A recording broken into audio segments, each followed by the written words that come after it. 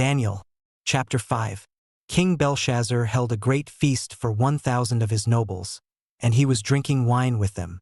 Under the wine's influence, Belshazzar ordered his servants to bring in the cups and bowls of gold and silver his father Nebuchadnezzar had taken from the temple in Jerusalem, so that he and his nobles, his wives and concubines, could drink from them. So they brought in the gold cups and bowls that had been taken from the temple of God in Jerusalem. The king and his nobles, his wives and concubines, drank from them. As they drank wine, they praised their gods, idols made of gold, silver, bronze, iron, wood, and stone. Immediately the fingers of a human hand appeared, writing on the plaster wall of the king's palace, opposite the lampstand. The king watched the hand as it wrote. His face turned pale, and he became very frightened. His legs gave way and his knees knocked together. The king shouted, "Bring in the enchanters and astrologers and diviners." He told these wise men of Babylon, "Anyone who can read this writing and explain it to me will be clothed in purple and have a gold chain placed around his neck, and he will become the third highest ruler in the kingdom." However, after all the king's wise men had come in, they could not read the writing or explain to him what it meant.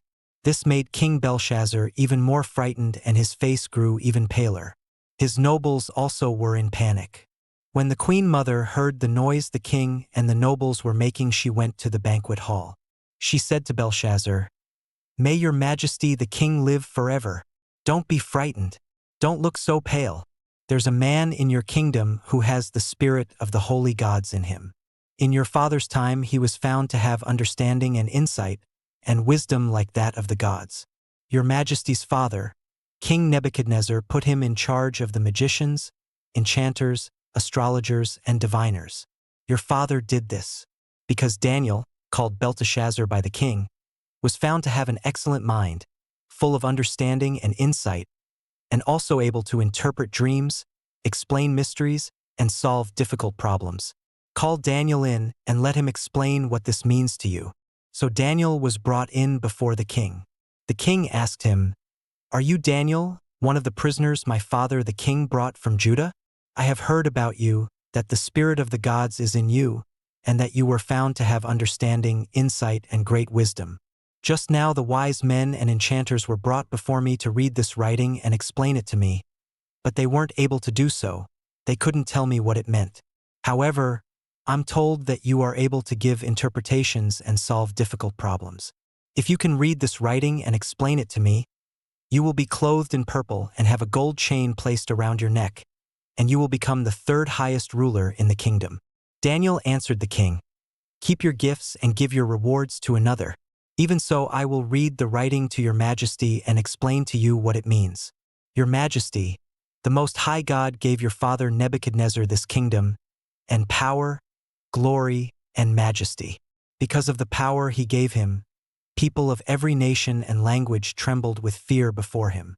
Those he wished to kill were killed, and those he wished to live were allowed to live. Those he wanted to honor were honored, and those he wanted to humble were humbled. But when he became arrogant and hard-hearted, acting proudly, he was removed from his royal throne and his glory was taken away from him. He was driven away from human society and his mind became like that of an animal. He lived with the wild donkeys and ate grass like cattle, and he was soaked with the dew of heaven until he acknowledged that the Most High rules over human kingdoms, and that he gives them to whoever he chooses. But you, Belshazzar, his son, have not humbled yourself, even though you knew all this.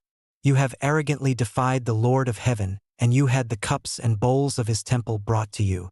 You and your nobles, your wives and concubines, drank wine from them as you praised gods made of silver, gold, bronze, iron, wood, and stone that can't see or hear or know anything.